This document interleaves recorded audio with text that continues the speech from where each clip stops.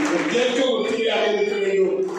இந்த இயக்கத்தில் பிரிந்தவர்கள் அனைவரும் இணைய வேண்டும். அப்பொழுதுதான் திமுகவை 2026 வீழ்த்த முடியும். இதையெல்லாம் முடியாது. எடப்பாடி இங்கே அருமை சகோதரர் கோவிந்தராஜ் பேசினார், மருது அழகராஜ் பேசினார், எல்லோரும் சொன்னார்கள் எடப்பாடிக்கு ஒரே எண்ணம், கட்சி அழிந்தாலும் தான் வாழ வேண்டும். அண்ணன் அருமையாக ஒரு அறிக்கை விட்டார்கள், கட்சியை கைப்பற்றுவதை விட்டுவிட்டு காப்பாற்ற நினைவுகள் என்று சொன்னார். எந்த தலைவரும் அப்படி சொல்லவில்லை, எந்த கமிஷனும் போடவில்லை. இந்த இயக்கம் வாழ வேண்டும் என்று சொன்னார். இந்த இயக்கம் வாழ வேண்டும் என்றால் எடப்பாடி திருந்த வேண்டும். இல்லை என்றால் எடப்பாடிக்கு அழிவு பாதை நெருங்கி கொண்டிருக்கிறது. அம்மா ஆத்மா, புரட்சி தலைவர் ஆத்மா எடப்பாடியை தீர்த்திவிடும். ஏனென்றால் இந்த இயக்கத்தை கட்டி காத்தவர்கள் புரட்சி தலைவர், புரட்சி தலைவி அம்மா.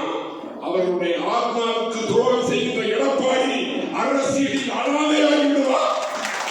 இது காலத்தின் கட்டாயம். இதை உணர்ந்து இப்பொழுது நான் சொன்னேன், ஒரு இயக்கத்தில் கருத்து வேறுபாடுகள் இருக்கும், கடுமையான விமர்சனங்கள் இருக்கும். பிறகு சிந்தித்து இந்த இயக்கம் வாழ வேண்டும் என்று நினைத்தால் தன்னையே விட்டுக் கொடுப்பவன் தான் இந்த இயக்கத்தின் உண்மையான தொண்டர். எந்த தகுதியும் இல்லாத தற்குறிக்கு அந்த எண்ணம் வரவில்லை. அந்த தற்குறியை நாம் திருத்த வேண்டும். இந்த இயக்கம் இணைவதற்கு நாம் பாடுபடுவோம். நிச்சயமாக இன்னும் 3 மாதத்தில் இந்த இயக்கம் இணையும். மீண்டும் 26 ஆட்சிக்கு அமையும். நமது முதலமைச்சராக ஓபிஎஸ் வந்தார். இது நிச்சயம் நிச்சயம் என்று தந்த வாய்ப்புக்கு நன்றி சொல்லி விடைபெறுகிறேன். நன்றி, வணக்கம்.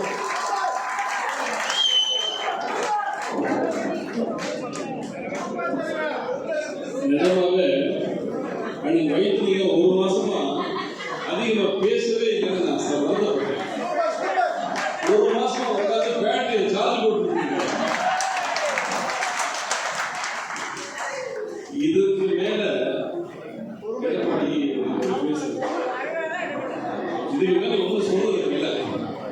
அண்ணன் வைத்திரிகம் அவர்களுக்கு நன்றி.